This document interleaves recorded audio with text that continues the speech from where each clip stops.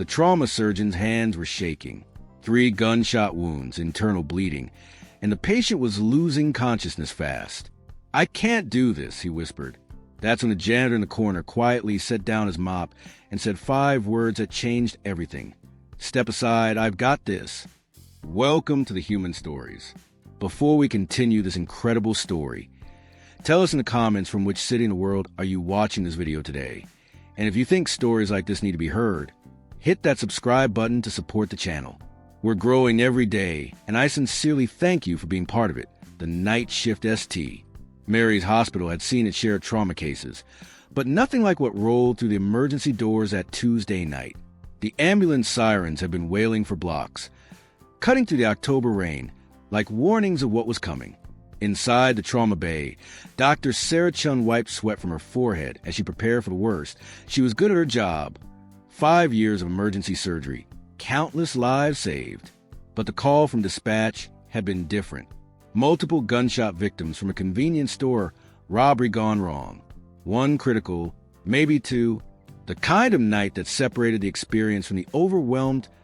In the corner of the trauma room, barely visible behind equipment carts, stood Marcus Williams, 53 years old, wearing the standard blue uniform of hospital maintenance staff, a mop bucket beside him, cleaning supplies arranged with military precision. For 3 years, he'd worked the night shift, mopping floors, emptying trash, replacing light bulbs. He spoke only when spoken to, kept his head down, and never interfered with medical procedures. The staff knew him as quiet, reliable, unremarkable. The kind of employee who blended into the background so completely that doctors and nurses often forgot he was there, which was exactly how Marcus preferred it. The ambulance doors burst open. Paramedics rushed in, barking vital signs over chaos. Male, 24, 3 entry wounds to the chest and abdomen, blood pressure dropping fast, pulse weak and thready. Behind them, 2 more gurneys followed, the store clerk and an innocent bystander, both with serious but manageable injuries. Doctor Chen took one look at the first victim and felt her stomach tighten. She'd seen enough trauma to know when someone was dying. The young man's face was pale, his breathing shallow. Blood soaked through the pressure bandages, dark and continuous. "Get him to trauma 2, she ordered, her voice steady despite the adrenaline. "Type in cross-match for 6 units and call surgery. We're going to need—" She stopped. The patient's eyes had rolled back, his breathing becoming irregular. The heart monitor began its ominous warning beep. "He's crashing," called out Janet, the lead trauma nurse. Blood pressure's dropping fast. Dr. Chen moved quickly, her hands working with practiced efficiency. But as she began the initial assessment, she realized the full scope of what she was facing. The bullets had done more than just penetrate. They'd torn through vital organs, severed arteries, created internal damage that would require surgical skills beyond her emergency training. "We need to get him to the ER now," she said. But even as she spoke, she knew it might be too late. The patient was losing blood faster than they could replace it. His pulse was barely detectable. Marcus watched from his corner, his expression unchanged. He'd seen trauma before, though the medical staff didn't know that. He'd seen men die from wounds just like these, in places far from hospitals, where there were no surgery teams or blood banks. Places where you either saved a life with your bare hands or watched it slip away. Doctor Chen worked frantically, trying to stabilize the patient enough for transport. But her hands, usually so steady, had developed a slight tremor. The pressure was getting to her, and she knew it. This wasn't just another trauma case. This was a young man whose life hung in the balance, and she was running out of options. Don't forget to subscribe to the channel. Thumbs up, you can help more people hear this story by liking this video. Bell, every week we share unforgettable stories of silent heroes. "Damn it," she muttered as she struggled to find a vein for 4. The patient's blood pressure had dropped so low that his vessels were collapsing. Standard emergency procedures weren't working. "Doctor," Janet said quietly, "his pupils are fixed and dilated." Dr. Chen looked up at the monitors. The heart rhythm was becoming erratic. They were losing him. And there was nothing more she could do with her current level of training. She needed a vascular surgeon, a trauma specialist, someone with the skills to repair the kind of damage these bullets had caused. "Call Dr. Morrison," she said, referring to the chief of surgery. "Emergency page, priority 1. "He's in surgery," Janet replied. "Won't be available for at least 2 hours." Dr. Chun felt panic rising in her chest. 2 hours was 2 hours too long. The patient had minutes, maybe less. She looked around the trauma bay at the other staff members who were just as skilled as she was, but just as limited in what they could do. "There has to be something," she said, more to herself than to anyone else. "There has to be. I can't do this," she whispered, the words escaping before she could stop them. It was the first time in her career that she'd admitted defeat, and it felt like a physical blow. That's when Marcus Williams set down his mop. He didn't announce himself, didn't ask permission. He simply walked over to the trauma bed, his movements calm and deliberate. Dr. Chin looked up, confused and slightly annoyed. Hospital maintenance staff weren't supposed to be in the trauma bay during active procedures. "Excuse me, you need to," she began. "Step aside, I've got this," Marcus said quietly. His voice carried an authority that made Dr. Chin pause. There was something in his tone, in the way he moved, that suggested he wasn't just a janitor offering misguided help. He spoke with the confidence of someone who'd done this before. "I'm sorry, but you can't." Dr. Chin started to protest. Marcus was already at the patient's side, his hands moving with surgical precision. He glanced at the monitors, taking in the vital signs with the speed of someone reading a familiar language. Then he looked at Dr. Chun, and she saw something in his eyes that made her step back. "Scalpel," he said simply. Janet, confused but responding to the command in his voice, handed him the instrument. Marcus took it with the familiarity of someone who'd held thousands of scalpels before. "Sir, I need to ask you to step away from the patient," Dr. Chin said, but her voice lacked conviction. There was something about the way Marcus moved, the way he assessed the injuries, that suggested he knew exactly what he was doing. "This man has a severed hepatic artery and a punctured portal vein," Marcus said, without looking up. "He's got maybe 3 minutes before he bleeds out completely. You can either help me save him, or you can watch him die while we wait for someone with the right credentials." Dr. Chin stared at him. The medical terminology, the precise diagnosis, the confidence in his voice. None of it matched the quiet janitor she'd seen for 3 years. "How do you suction?" Marcus said, already making the first incision. "And I need someone monitoring his pressure. He's going to crash again before we're done." Dr. Chin found herself moving to assist, her hands working automatically while her mind tried to process what was happening. The incision Marcus was making was perfect, exactly where it needed to be, exactly the right depth. His technique was flawless, the movements of someone who performed this procedure hundreds of times. "Who are you?" she asked quietly.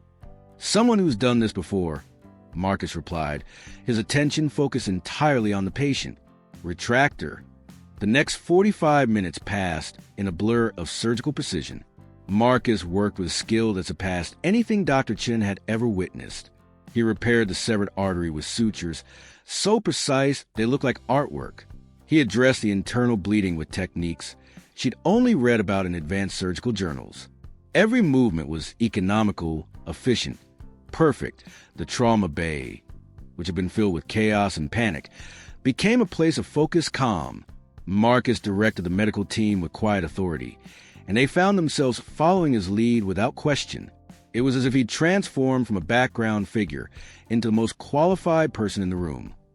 "Pressure stabilizing," Janet reported, wonder in her voice. "Good," Marcus said, not looking up from his work. "Dr. Chun, I need you to monitor his cardiac function. He's going to need blood pressure support for the next hour." Dr. Chin nodded, still trying to understand what she was witnessing.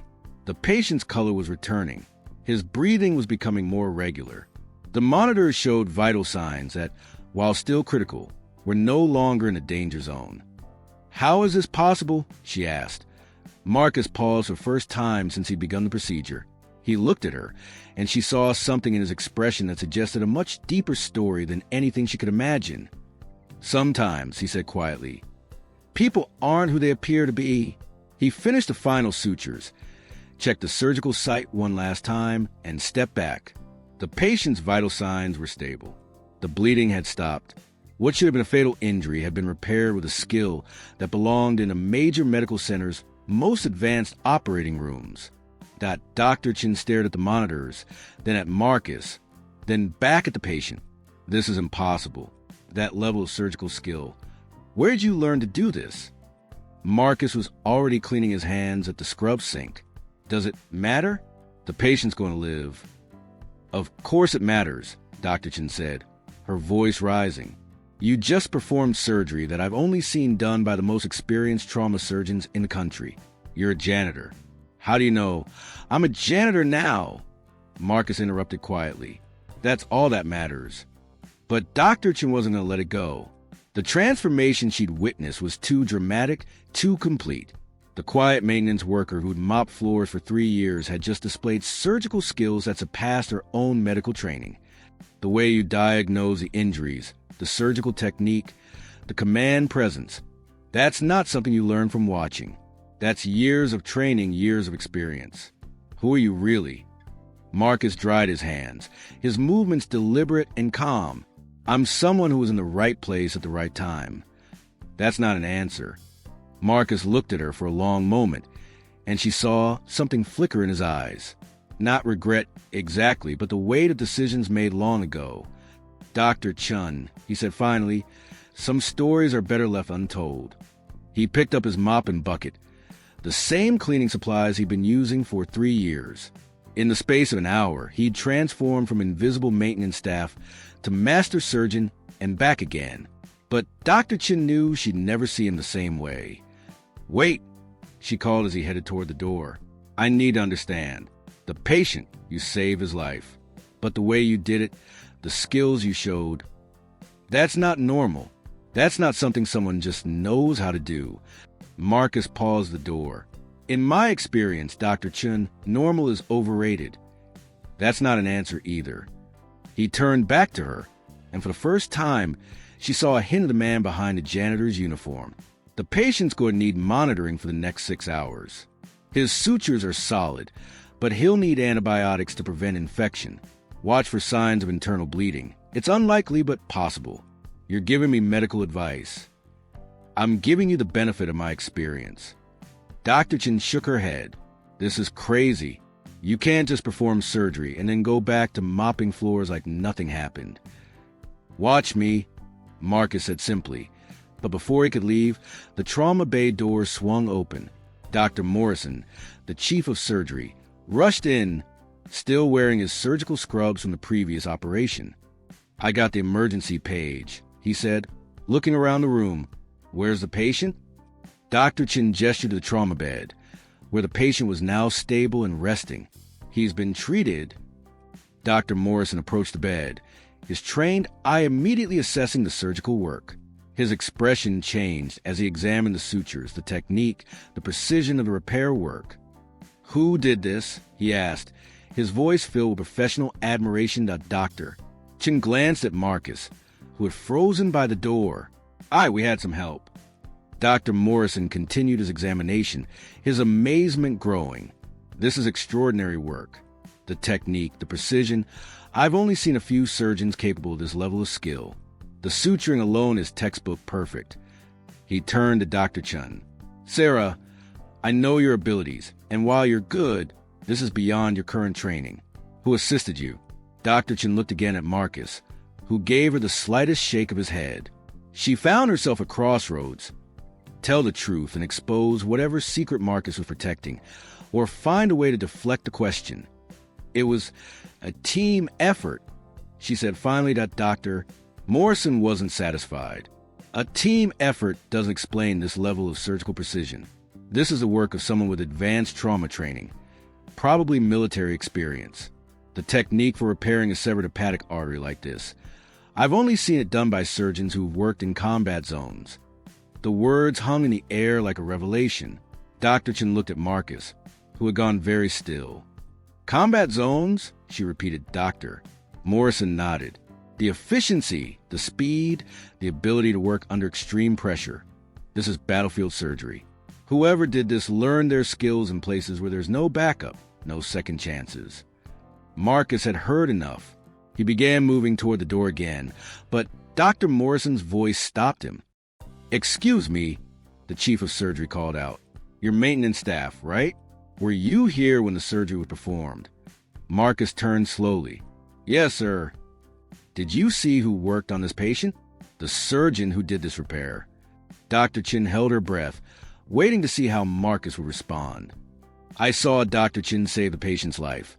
Marcus said simply it was technically true, but Dr. Chin knew it was far from the whole truth. Dr. Morrison, however, seemed to accept the answer, though his expression remained puzzled. "Well, whoever provided the assistance, this is remarkable work," he said. "Sarah, I want you to write up a complete report. This technique should be studied." After Dr. Morrison left, Dr. Chin found herself alone with Marcus in the trauma bay. The patient was stable. The crisis had passed, but the questions remained. "Military experience," she said. Dr. Morrison said the technique was battlefield surgery. Marcus began mopping the floor around the trauma bed, his movements methodical and familiar. "Dr. Morrison is a smart man. Are you going to tell me the truth?" Marcus paused in his work. "The truth is that a young man is going to live instead of die. That's the only truth that matters." "That's not enough for me." Marcus looked at her with eyes that held depths she was only beginning to understand. "Dr. Chun, I've been mopping floors in this hospital for 3 years. I come to work, I do my job, I go home. That's my life now. But it wasn't always your life." "No," he admitted, "it wasn't." Dr. Chin waited, sensing that he was on the verge of sharing something important. "I was a surgeon," Marcus said finally, "a long time ago. Different life, different person. Where? Places that don't exist on most maps. Places where young men and women got shot and needed someone to put them back together." Dr. Chin felt a chill. "Military surgeon?" "Something like that." "Why are you here? Why are you mopping floors when you could be saving lives in an operating room?" Marcus resumed his cleaning, but his movements had slowed. "Because some chapters of life have to end before new ones can begin. That doesn't make sense. You have skills that could save hundreds of lives. Why waste them?" "Who says I'm wasting them?" Marcus asked. "Tonight, one life was saved. That's not waste. That's purpose." Dr. Chin shook her head. "You could be working as a surgeon. You could be teaching other doctors. I could be many things," Marcus interrupted. "But I choose to be here." "Why?" Marcus set down his mop and looked at her directly. "Because sometimes, Dr. Chun, the best place to serve is a place where no one expects you to be." Before she could respond, the trauma bay doors opened again. This time it was Janet, the trauma nurse, along with 2 other staff members.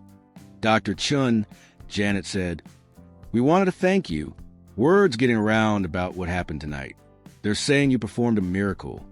Dr. Chin glanced at Marcus, who had returned to his cleaning. "It wasn't just me. Well, whoever helped, that patient owes his life to what happened in this room tonight," Janet said. "His family's here, by the way. They'd like to thank you." As the staff members left, Dr. Chin found herself alone with Marcus once again. "His family wants to thank me," she said, "but I didn't save him." "You did." "You were part of the team," Marcus replied. "That's what matters. I'm going to tell them the truth." Marcus looked up from his mopping. "The truth is that their son is alive. Everything else is just details." Dr. Chin studied him, trying to understand the man behind the janitor's uniform. "You really don't want any recognition, do you? Recognition complicates things." "What kind of complications?" Marcus was quiet for a long moment. "The kind that follow you when you've seen too much and done too much." Dr. Chin felt like she was getting closer to understanding, but Marcus was already moving toward the door. "Will you tell me your story?" she asked. "My story ended when I started mopping floors," Marcus said. "Everything else is just echoes." After Marcus left, Dr. Chin remained in the trauma bay, replaying the events of the night. The patient was stable, recovering in the ICU. His family had been notified that he was going to survive. But the questions remained. The next few days, Dr. Chen found herself watching Marcus differently. She noticed things she'd missed before. The way he moved with military precision. The way he observed everything around him. The way he seemed to know the hospital's layout better than staff members who'd worked there for years. She also noticed that other staff members were beginning to look at her with new respect. Word spread about the miracle surgery she'd performed. Dr. Morrison had requested a detailed report, which she'd written carefully, giving Marcus's contributions without revealing his identity. But she couldn't shake the feeling that she was living with a secret too big for her to carry alone. That a week later, Dr. Chen was working the night shift when she saw Marcus in the corridor, mopping as usual. She approached him, determined to get more answers. "I've been thinking about what you said," she began. "About what?" "About people not being who they appear to be." Marcus continued his work. "It's a common observation. I did some research," Dr. Chen said, "about battlefield surgery, about the techniques you used, the level of skill you displayed. It's not just military training. It's specialized training, the kind they give to military surgeons who work in the most dangerous places." Marcus paused in his mopping. "Research can be dangerous, Dr. Chen." "Dangerous how?" "When you start looking for answers to questions that were never meant to be asked." Dr. Chen felt a chill, but she pressed on. "I think you were more than just a military surgeon. I think you were someone important." Marcus looked at her with an expression she couldn't read. "Importance is relative. The patient you saved, he's fully recovered. His family wants to know who to thank. They can thank you. That's not right, and you know it." Marcus set down his mop. "Dr. Chen, let me ask you something. Are you happy with your life?" The question caught her off guard. "What do you mean? Are you satisfied with the work you do, the lives you save, the difference you make?" "Yes, I suppose I am." "Then why do you need to know my story?" Dr. Chen considered the question. "Because I think you're wasting your talents. I think you could be doing more." "More according to whom?" "According to anyone who sees what you're capable of." Marcus picked up his mop again. "Dr. Chen, I spent 20 years doing more. I saved lives in places where death was a default outcome. I worked in conditions you can't imagine, with stakes you can't comprehend. I did more than most people could handle." "So what changed?" "I got tired of war." The simple statement carried weight that Dr. Chen hadn't expected. She saw something in Marcus's expression that suggested depths of experience she couldn't fathom. "So you became a janitor."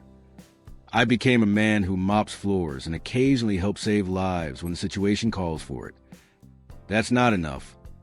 "It's enough for me." Dr. Chen shook her head. "I don't understand how someone with your skills can be satisfied with what? With peace? With a job that doesn't require me to carry a weapon? With nights where I don't have to worry about whether the next patient will be someone I know?"